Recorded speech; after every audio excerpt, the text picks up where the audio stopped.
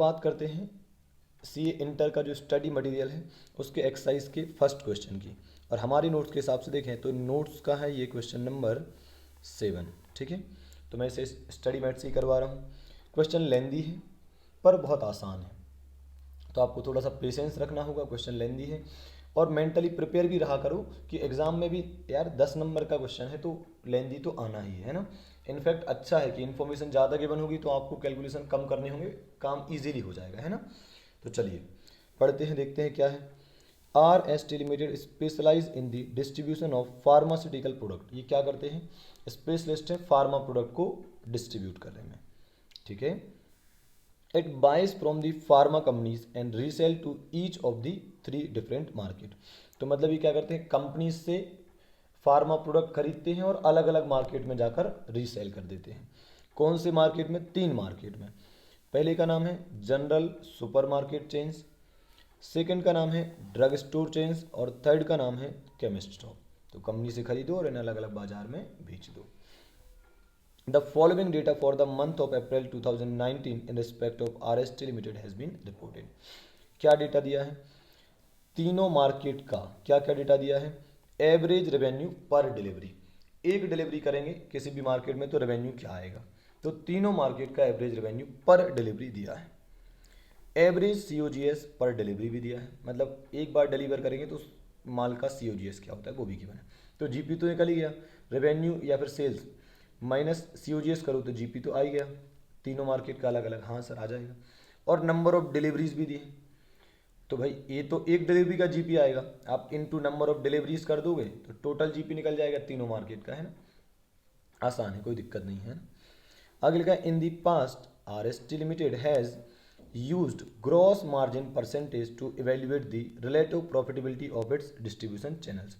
इनका कहना है कि अभी तक हम क्या करते थे, जैसे 3 मार्केट में हम सेल करते हैं अपनी फार्मा प्रोडक्ट को, तो अगर हमें इनकी काबिलियत को जानना है तो हम क्या करते हैं, तीनों मार्केट का ग्रॉस प्रॉफिट निकाल देते हैं, जिसका ग्रॉस प्रॉफिट ज़्यादा होता है उसी को हम अच्छा मानते हैं। ठीक है, और ओवरहेड्स का क्या करते होंगे, सारे ओवरहेड्स को एक साथ घटा देते होंगे और नेट प्रॉफिट निकाल देते होंगे।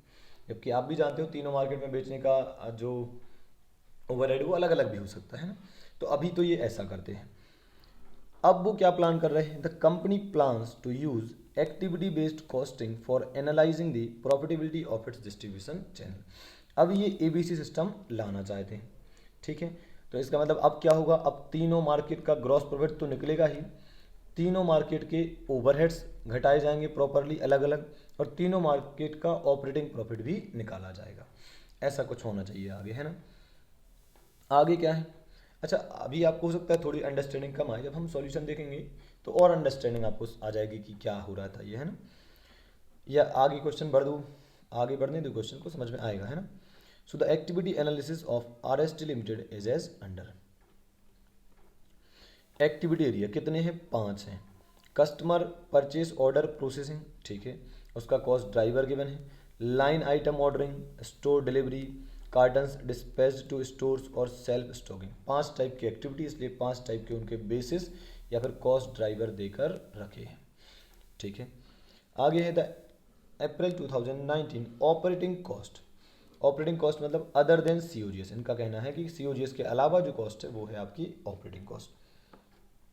ठीक है, ऑफ RST लिमिटेड आर रुपीज़ 8,27,970, मतलब टोटल ओवरहेड का जो खर्चा है वो कितना है, 8,27,970। और इसे ही ये लोग क्या कह रहे हैं, ऑपरेटिंग कॉस्ट कह रहे हैं। These operating cost are assign to 5 activities. अच्छा, ये कॉस्ट के 5 टुकड़े करेंगे और 5 एक्टिविटीज़ में से डिवाइड कर देंगे। सर ये डिवाइड कैसे करेंगे, वो खुद डिवाइड करके देंगे, है, इसलिए क्वेश्चन और बड़ा दिखेगा आपको। आगे the cost in each area and the quantity of the cost allocation basis used in that area for April 2019 R S follows. देखो मैंने कहा था, अब सब नीचे दिया होगा। Activity area sorry customer purchase order processing ये गिवन है। टोटल कॉस्ट देखो 5 एक्टिविटीज़ की कॉस्ट हमें देकर रखी है।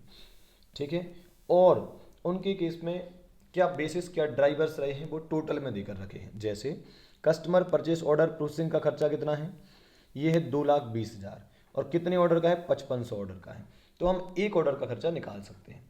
ठीक बात है। और फिर जिस मार्केट में जितने ऑर्डर होंगे उसके हिसाब से उस पर ओवरहेड चार्ज करते जाएंगे। तो ऐसा हम सभी में निकाल सकते हैं। ठीक है साहब, बहुत अच्छा है। अब क्या करें, आगे दिया है other data for April 2019 include the following.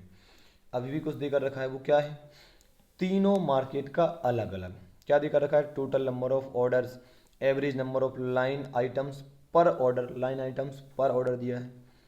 फिर total number of store deliveries, average number of carton shift per store delivery, और average number of hours of self stocking per store delivery, ये दिया है। तो इतना सारा डेटा हमें question में गिवन है, पर ठीक है कोई प्रॉब्लम नहीं, बहुत आसानी से काम हो जाएगा। तो पहले अपन एक काम करते हैं, पहले तो ना अपन ये निकाल देते हैं कि पर ऑर्डर कितना खर्चा है, पर लाइन आइटम कितना है, पर स्टोर डिलीवरी कितना है। तो एक ये छोटा सा काम हो जाएगा, है ना। तो जब सॉल्यूशन देखेंगे तो वहाँ पर ये काम नहीं करना पड़ेगा। चलो देखते हैं, 2,20,000 डिवाइड बाय 5500 ऑर्डर का खर्चा है। तो एक ऑर्डर का खर्चा मतलब कितना हो गया, 40 रुपये हो गया। आप कैलसी तो लेकर बैठे ही, 1,75,560 डिवाइड बाय करेंगे हम 58,520, तो ये आएगा 3। ठीक है, ऐसी आगे 1,95,250 डिवाइड बाय 3,905, तो ये आ रहा है 50। लास्ट दो और बचे हैं, 2,09,000 डिवाइड बाय 2,09,000, ये तो एक ही आ जाएगा ₹1, और 28,160 डिवाइड बाय 1,760, तो ये आ रहा है 16 रुपये। तो ये क्या आ गए, ये पर ऑर्डर का हो या पर लाइन आइटम का हो, ये सब खर्चे आ गए, है ना। तो आप इसे ड्राइवर रेट भी कह सकते हैं, है ना, पर ड्राइवर रेट बोल सकते हैं इसे, है ना। चलो अब इससे फ़ायदा क्या होगा, इससे फ़ायदा होगा कि अब ठीक है अपन इसको सीधा मल्टीप्लाई करेंगे, जिस मार्केट में जितने ऑर्डर लगेंगे उसके हिसाब से 40 को मल्टीप्लाई कर देंगे, ऐसा कुछ, है ना। चलो आंसर मतलब रिक्वायरमेंट देखते हैं क्या है। रिक्वायरमेंट क्या है भाई, compute for April 2019 gross margin percentage for each of its 3 distribution channel. ध्यान से, तीनों चैनल का अलग अलग ईच, है ना, तीनों चैनल का अलग अलग ग्रॉस मार्जिन परसेंटेज बताना है। और क्या बताना है, एंड कंप्यूट RST लिमिटेड, मतलब अलग अलग नहीं, पूरी कंपनी का, है ना। Compute RST limited operating income, केवल पूरी कंपनी का आपको ऑपरेटिंग इनकम बताना है, बस इतना काम आपको करना है, परसेंटेज भी नहीं बताना, ठीक है। तो तीनों मार्केट का अलग अलग ग्रॉस प्रॉफिट मार्जिन और पूरी कंपनी का ऑपरेटिंग इनकम, बस बहुत आसान है। अब देखना आप कितना सिंपल लगेगा आपको। रिक्वायरमेंट नंबर 1 का आंसर ये रहा। क्या करना है भाई, देखना ये रहे आपके तीनों मार्केट, ड्रग स्टोर और केमिस्ट शॉप, तीनों मार्केट के रेवेन्यू क्वेश्चन में गिवन थे, ठीक है। पर वो रेवेन्यू थे पर डिलीवरी गिवन, और उसके नीचे डिलीवरी गिवन थी, चाहो तो आप देख लो, देखो कहाँ गया अपना, ये रहा, ये डिलीवरीज गिवन थी। तो इनसे मल्टीप्लाई करेंगे तो टोटल रेवेन्यू आ जाएगा। तो एक डिलीवरी का रेवेन्यू ये दिया है इंटू 330, तो टोटल रेवेन्यू आ जाएगा। यही काम आपको ड्रग स्टोर में करना है, यही काम केमिस्ट शॉप में करना है। फिर COGS पर डिलीवरी दिया था, तो उसको भी देखो ये पर डिलीवरी दिया है 82,500 एक डिलीवरी का, तो 330 डिलीवरी का ये आ जाएगा COGS, है ना। यही काम आप ड्रग स्टोर में करिए और यही काम केमिस्ट शॉप में करिए। तो कुल मिलाकर तीनों मार्केट का रेवेन्यू माइनस तीनों मार्केट का COGS, तो तीनों मार्केट का ग्रॉस प्रॉफिट आपका आ जाएगा। तीनों मार्केट की ग्रॉस प्रॉफिट को हम ऐड करेंगे तो आ जाएगा 33,12,375।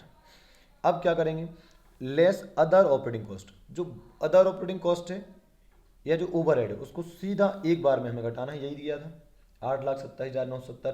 भाई ट्रेडिशनल मेथड में थोड़ी ना कुछ करना था, सीधा सीधा माइनस करना था, तो हमने ये कर दिया माइनस।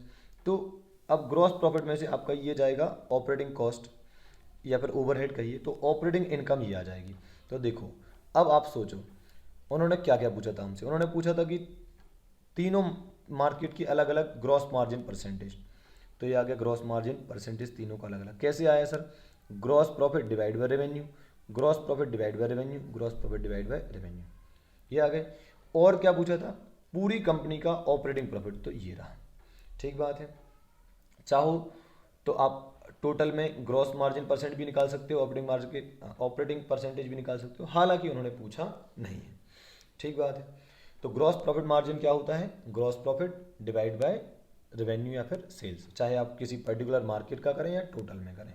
और ऑपरेटिंग मार्जिन क्या होता है, या ऑपरेटिंग मार्जिन परसेंट क्या होता है, operating profit divide by revenue into 100। ठीक है, तो रिक्वायरमेंट नंबर 1 बहुत आसान था, ये हो गया हमारा खत्म। रिक्वायरमेंट नंबर 2 पर आते हैं। Compute the April 2000 rate per unit of the cost allocation base for each of the 5 activity area. क्या पूछा है, rate per unit of cost allocation base for each of the 5 activity area. बोले हर activity की rate निकालो अलग अलग। ओ sir मजा आ गया, ये तो हमने निकाला था, देखो ये रेट निकाली थी, ये उसने सोचो एक रिक्वायरमेंट में यही पूछ लिया। चलो देखते हैं उनका प्रेजेंटेशन कैसा है। ये रही रिक्वायरमेंट नंबर 2, डायरेक्ट निकाल दिया, कुछ नहीं करा। पांचों टाइप की एक्टिविटीज़ के नाम लिखे और इसका देखो कस्टमर परचेस ऑर्डर प्रोसेसिंग 2,20,000 का खर्चा, 5500 ऑर्डर का है तो 1 का 40। ऐसी लाइन आइटम ऑर्डरिंग में टोटल खर्चा ये है, टोटल लाइन आइटम ये है तो एक लाइन आइटम का खर्चा ये हो जाएगा। तो ये सब हमने ऑलरेडी निकाल लिया था, है ना। 40, 3, 50, 1, 16 यही हमारा आया था। देखो 40, 3, 50, 1, 16 डन। चलो तो अब चलते हैं रिक्वायरमेंट नंबर 3 पर। क्या है requirement 3, compute the operating income of each distribution channel in April 2019 using ABC. क्या बोला है भाई, ऑपरेटिंग इनकम बताना है हर एक चैनल का, तीनों मार्केट का अलग अलग आपको ऑपरेटिंग इनकम बताना है। और कौन सा सिस्टम लगाना है ओवरहेड के लिए, एबीसी। ठीक है, कमेंट ऑन दी रिजल्ट। ठीक है, what new insight are available with the activity cost information. ठीक है, तो चलो आ जाते हैं रिक्वायरमेंट नंबर 3 के आंसर पर। ऑपरेटिंग इनकम बतानी है, तो एक काम करते हैं, ऑपरेटिंग इनकम मतलब क्या होता है, रेवेन्यू माइनस सीओजीएस करते हैं तो ग्रॉस प्रॉफिट आता है या ग्रॉस मार्जिन आता है, उसमें से ऑपरेटिंग कॉस्ट घटाते तो क्या आता है, ऑपरेटिंग प्रॉफिट आता है। ठीक बात है, तो यहाँ लिख के बता देता हूँ, सेल्स या फिर रेवेन्यू एक ही बात है, माइनस सीओजीएस करें तो क्या आता है, जीपी आता है। इसमें से अगर केवल ऑपरेटिंग कॉस्ट घटा दें तो आ जाता है ऑपरेटिंग प्रॉफिट। ठीक है, तो इन्होंने क्या करा, इन्होंने डायरेक्टली क्या लिख दिया, ग्रॉस प्रॉफिट। बोले उसके ऊपर का तो ऑलरेडी हम कर चुके हैं।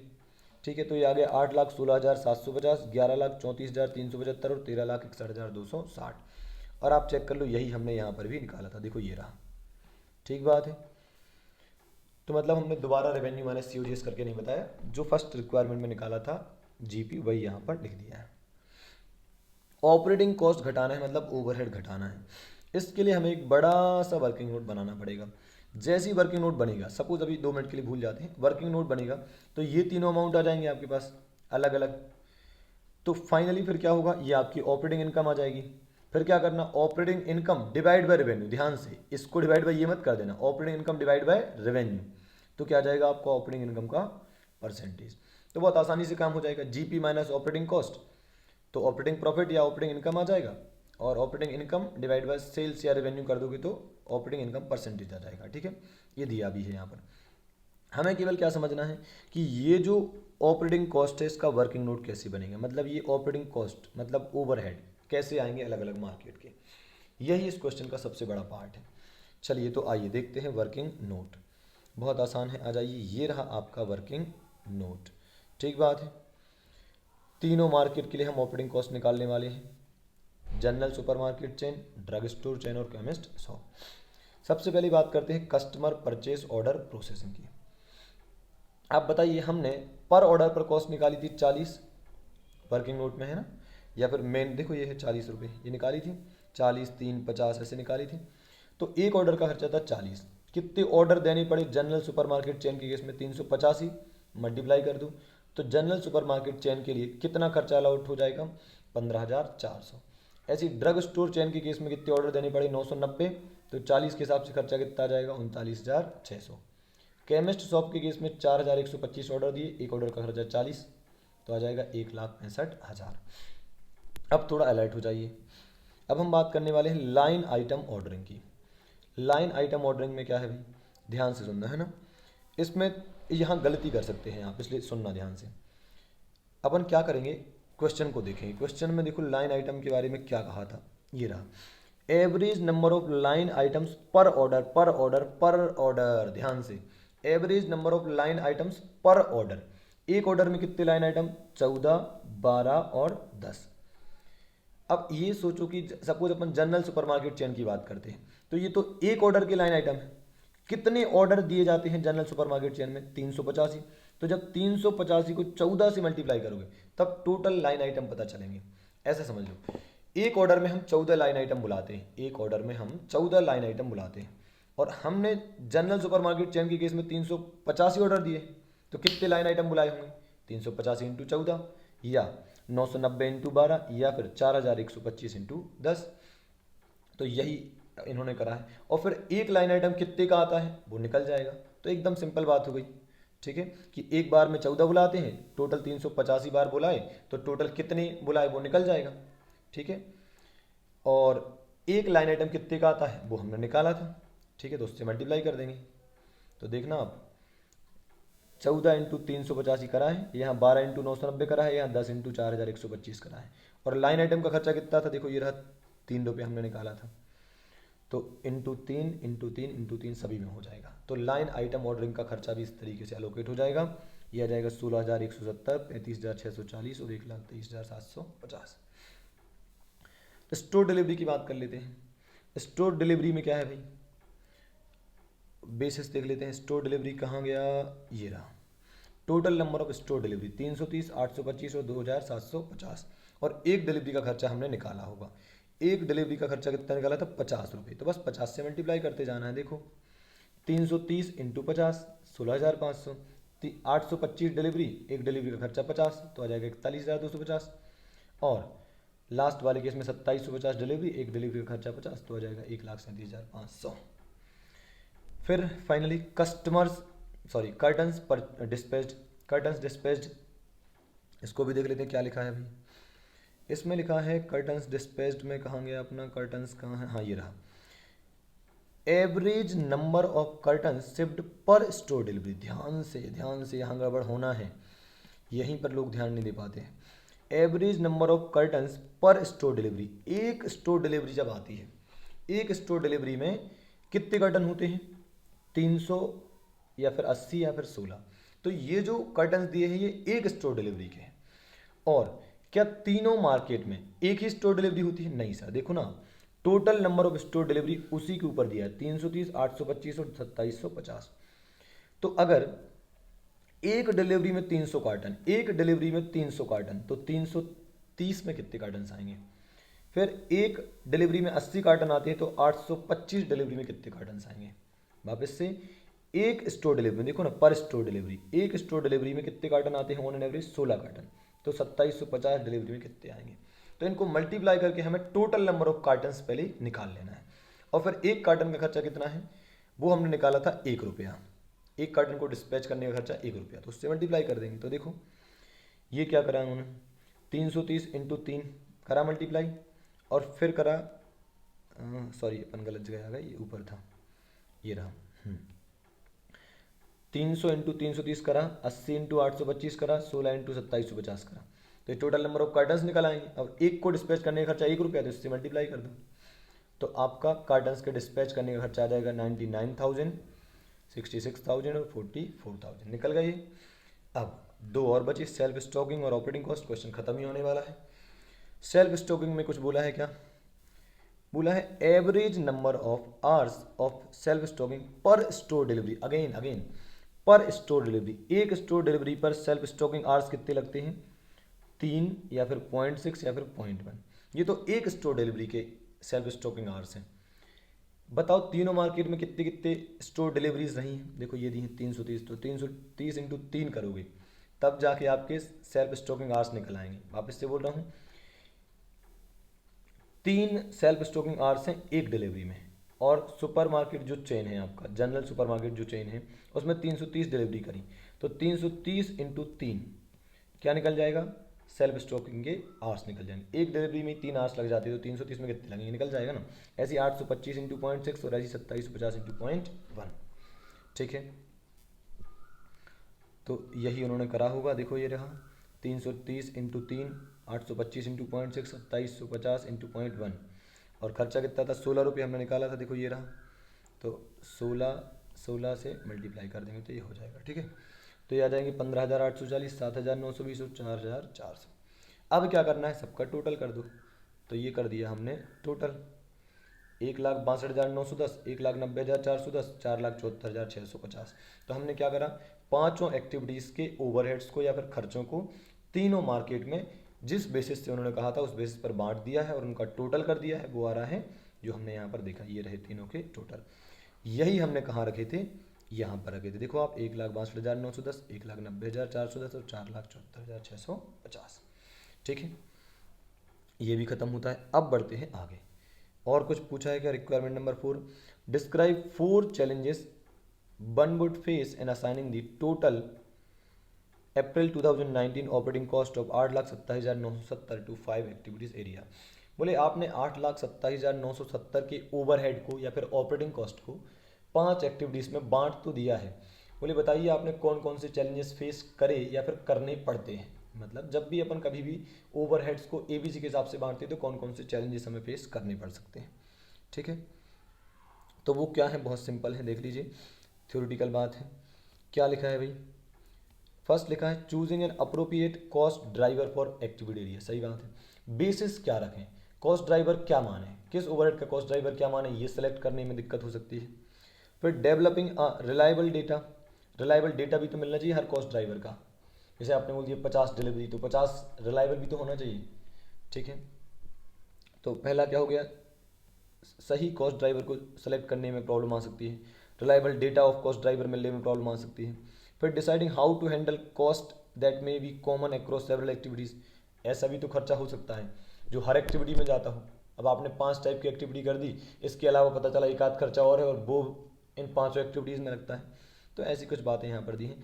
Choice of the time period to compute the cost rate per cost driver. अब ये क्या है, आप हो सकता है हर मंथ, जैसे अपन ने ये रेट निकाली थी ना, अगर आपको याद हो तो ये रेट निकाली थी अपन ने, कहाँ है ये रेट निकाली थी आपने, कहाँ है अपन ने रेट निकाली थी, हाँ ये 40, 3, 50, 1, 16 जो भी है ये रेट। ऐसा भी तो हो सकता है, ऐसा भी तो हो सकता है कि आप एक महीने में रेट निकालें तो कुछ और है, अगले महीने में यही काम करें तो रेट थोड़ी बहुत बदल जाए, जो कि हो ही सकता है, और अगले मंथ में और रेट बदल जाए। तो कौन सा पीरियड आपने सेलेक्ट करा है। इसके अलावा बिहेवियरल फैक्टर, कौन सी एक्टिविटी कैसे बिहेव करती है, किसके अकॉर्डिंग वो ड्राइव करती है या चेंज होती है, ऐसा कुछ है ना। So these are the challenges जो आपको फेस करने पड़ सकते हैं ऑपरेटिंग कॉस्ट या ओवरहेड कॉस्ट को एक्टिविटीज़ के हिसाब से बांटने में। तो ये थी हमारी चारों बातें। इसके अलावा उन्होंने कुछ कमेंट करने को भी कहा था थर्ड पॉइंट में, तो उसमें केवल हमें ये बताना है कि यार देखो उन्होंने क्या क्या कर रखा है। उन्होंने बताया है, आप देखो, the activity cost information highlights how the chemist shop uses a larger amount of RST limited resources per revenue than do the other 2 distribution channel. मतलब 2 पर बहुत कम ऑपरेटिंग खर्चा कर रहे हो और 1 पर बहुत ज़्यादा हो रहा है। तो देखना आप जनरल मार्केट में देखो, आप ये ऑपरेटिंग कॉस्ट निकाली थी या फिर ओवरहेड जो इसको बटे थे या एलोकेट हुए थे, और इसकी सेल्स ये क्या है जो भी है 28 लाख समथिंग, या शायद उससे भी ज़्यादा 280 लाख समथिंग है। केवल 0.58% का ऑपरेटिंग खर्चा इस पर है। ड्रग स्टोर पर केवल 0.80 और केमिस्ट शॉप पर 3.17%। तो एटलीस्ट यार हमें पता चलना चाहिए आप क्या कर रहे थे। आप ऑपरेटिंग कॉस्ट एक साथ घटा रहे थे, आपको याद हो तो अपन ने देखो पहले पॉइंट में एक साथ घटा दी थी सीधी ये। तो बोले यार ऐसा नहीं है, आप देखो कितना अलग अलग हो सकता है। किसी केस में बहुत कम ओवरहेड लग रहा है, किसी केस में बहुत ज़्यादा ओवरहेड लग रहा है। तो आपको सच्चाई तो पता चलना चाहिए। पता चला आपने सभी में बराबर खर्चे बांट दिए तो किसी एक का नुकसान हो जाए। अरे एक सिंपल सी बात है, आप रेस्टोरेंट में जाते हो 3 दोस्त, अब पता चला एक बहुत ज़्यादा खाता है, 2 बहुत कम खाते हैं, आपने खर्चे को बराबर बांट दिया, चलेगा क्या? नहीं चलेगा ना। तो आपको पता होना चाहिए कि किस में कितना ओवरहेड जा रहा है, ताकि कल के दिन हमें डिसीजन लेने में प्रॉब्लम ना हो। तो इन्होंने कहा है कि 2 मार्केट के केस में आप बहुत कम परसेंटेज है जो ओवरहेड का लग रहा है और एक के केस में जो है वो ज़्यादा लग रहा है। ये हमें पता चलता है ABC सिस्टम लगाने से, है ना। ओके, खत्म होता है ये क्वेश्चन।